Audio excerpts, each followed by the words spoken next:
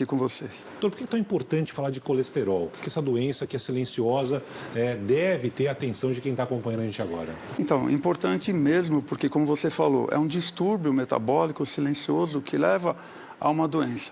O colesterol elevado é uma das principais, se não a principal, talvez ao lado do tabagismo, causa de doença aterosclerótica, que são as doenças que causam o infarto e o acidente vascular cerebral, que são a primeira causa de mortalidade.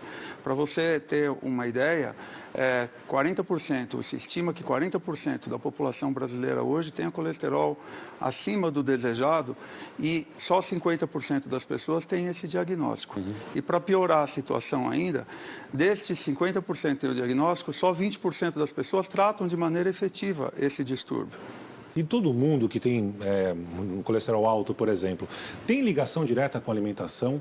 Ou a falta de exercício também pode fazer com que isso apareça? Não, infelizmente é pior que isso, porque hoje a gente tem conhecimento de que quase 80% do colesterol tem origem e tem produção no nosso fígado.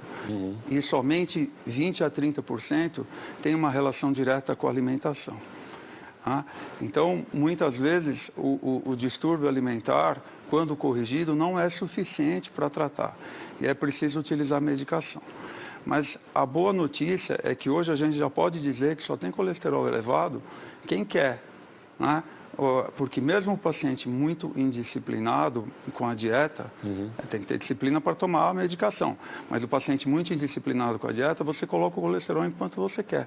Porque os remédios são muito eficientes, com posologia cômoda, a maioria das vezes toma um comprimido ao dia, com pouco ou nenhum efeito colateral. Isso mudou? No passado tinha mais? Mudou. Quando eu comecei a fazer cardiologia há 30 anos, isso era um enorme problema, porque o colesterol alto, assim como a hipertensão, sempre foi o grande volume do consultório do cardiologista. E como são doenças, na maioria das vezes, silenciosas, o colesterol sempre é silencioso, a hipertensão, às vezes, é silenciosa, você tinha que convencer o paciente a tomar uma medicação. E quando o fazia, ele tinha muito efeito colateral. Aí não existia adesão a tratamento. Claro. Hoje existe um enorme arsenal de medicamentos, com pouco ou nenhum efeito colateral, como eu disse, e quando existe, você troca a medicação, porque você tem muitas opções. Quando você faz o exame, doutor Dante, aparece ali sempre o colesterol total e o tal do colesterol bom e o colesterol ruim, né? Qual a diferença disso, né? Qual a diferença para o paciente, por exemplo, estar com um mais alto, um mais baixo? O que interessa nesse momento? Isso é fundamental. A avaliação, como existe colesterol bom, que é o chamado HDL, e ele é assim chamado, que HDL é High Density Lipoproteína de alta densidade. Ele é assim chamado porque ele remove o colesterol ruim, que é o LDL, que gruda na parede das artérias. Mas, infelizmente, ele não é suficiente para remover todo o LDL. Na maioria das vezes, ele é 1/3 do LDL. Então, as pessoas chegam no consultório e dizem, olha, o meu colesterol ruim está muito alto, mas o bom também é alto. Eu digo, não está suficiente. É preciso que a primeira opção, se a gente pudesse escolher, é não ter, obviamente, claro, o ruim elevado. Mas a segunda opção não é ter os dois altos, é ter os dois baixos, né? Mas o HDL, o colesterol total, não pode se fazer uma avaliação pelo número absoluto, porque hoje a gente sabe que o valor normal do colesterol, o valor de referência, ele depende dos fatores de risco que você amealhou, que acumulou durante a vida, né? Os fatores de risco para ter doença cardiovascular, né? Que muitas vezes não são removíveis, como, por exemplo, a nossa herança genética. Mas muitos deles são e nós temos a obrigação de controlar, que é o sobrepeso, que é o sedentarismo, que é o tabagismo. Então, depende do número de fatores que você tem, você quer o colesterol num determinado patamar, num determinado valor. Agora, o senhor falou das pessoas, por exemplo, sempre há uma ligação direta do colesterol para aquela pessoa que está fora de forma, mais gordinha. Uma pessoa magra também pode estar com colesterol alto? Essa pergunta é muito importante, porque muitas pessoas não acreditam que tem colesterol elevado porque são magras, né? Infelizmente, essa relação não existe. Existe uma tendência maior nas pessoas que têm sobrepeso ou que são obesas, porque habitualmente estas pessoas têm uma dieta inadequada. Mas existe uma incidência familiar importante. né?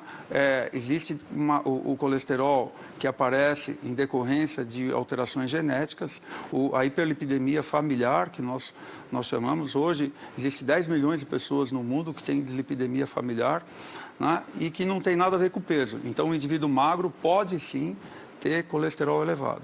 Inclusive, a pergunta da Marina Marim, para que eu mando um abraço lá no Face, mandou essa pergunta para cá por coincidência. Marina, me diz uma coisa, doutor Dante, por exemplo, criança, né, também tem o risco de ter colesterol alto? Que tipo de cuidado os pais devem ter? Isso é outra pergunta muito importante, Barão, porque hoje, para você ter uma ideia, em decorrência da mudança dos hábitos de vida, né, as crianças têm pouca atividade, como televisão, videogame, a incidência de colesterol elevado em criança está assustador, né? Hoje nós sabemos que no Brasil, 1 em cada 5 crianças tem colesterol elevado. Bastante, hein? É bastante. Nos Estados Unidos ainda é pior, em decorrência da alimentação. 1 em cada 4 crianças. Meu Deus, é um número significativo. Mas aí o pai faz o quê, né? Porque não é algo que dá para se identificar, por exemplo, só de olhar para a criança. Tem que fazer um exame, tem que identificar, tem que fazer. Tem que fazer. O que se preconiza é que toda criança, até os 15 anos, faça exame pelo menos 2 vezes de colesterol durante esse período. Né? Já para os adultos, 1 vez por ano? Isso depende muito de quem nós estamos falando, né? Às vezes você tratou e você quer ver a efetividade do tratamento, ele precisa repetir o exame, obviamente. Claro. Né? Mas se ele tratou, não mudou o hábito, se ele dosou, o colesterol estava adequado, ele não mudou o hábito de vida, né? 1 vez cada ano é razoável, é bem aceitável. A gente está falando bastante do colesterol, doutor Dante, amanhã, esse dia de lembrança, Dia Nacional de Combate ao Colesterol, mas também é importante falar do triglicérides, né? De que forma isso afeta na vida das pessoas também? Perfeito. O triglicéride é um outro tipo de gordura cuja função é produzir energia para o nosso organismo. E o triglicéride vem de uma fonte um pouco diferente na sua maioria, que é o carboidrato. Então, já como eu falei que o colesterol, a grande maioria de produção endógena do fígado, quase 80%, o triglicéride é o contrário. É 80% alimentação. E 80% das vezes, também você controla só com alimentação, obviamente. Então, se você reduzir a ingesta de carboidrato, massa, pão, excesso de fruta, as pessoas vão no consultório e dizem, mas eu como muita fruta, fruta é saudável. Se você tem triglicéride alto, não, é preciso controlar a quantidade, né? Bebida alcoólica, carboidrato de uma maneira geral, eleva muito o triglicéride. E, em tese, se você reduzir o carboidrato das pessoas, você chega no valor normal sem medicação. Ao contrário do colesterol. Essa informação é muito importante. Sim, então precisa tomar mesmo um remedinho, não tem jeito, né? Em muitos casos, né?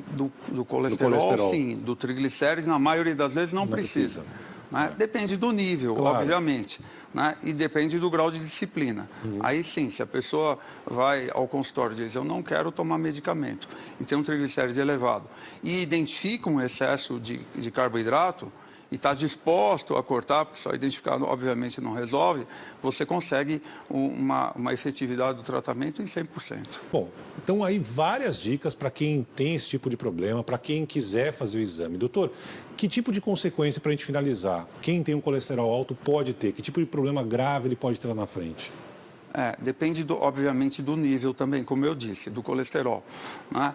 Mas, infelizmente, como eu disse no começo da nossa conversa, ele é o principal fator causal das doenças ateroscleróticas, do AVC. Ele vai entupindo as artérias ao longo dos anos, né? E isso pode ser evitado, quer dizer, um distúrbio que só depende da gente, porque hoje é impossível você não controlar, né? Hoje a gente já diz que só tem colesterol alto e triglicéride alto quem quer, porque mesmo muito indisciplinado tem controle com medicamento, se não estiver disposto a fazer uma dieta.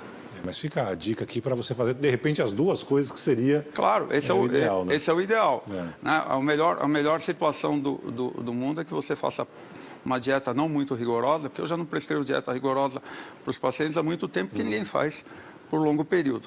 Né? Uma dieta de sacrifício é impossível de se manter por longo período. Né? Mas o ideal é que você dê pouca medicação e ele faça um pouco de dieta. Né?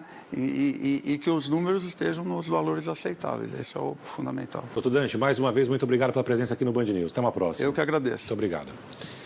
E você confere daqui a pouco. Justiça de São Paulo determina a transferência de Lula para a Penitenciária 2 em Tremembé, no interior paulista. Ex-presidente vai cumprir o restante da pena de 8 anos e 10 meses de prisão. A gente volta já.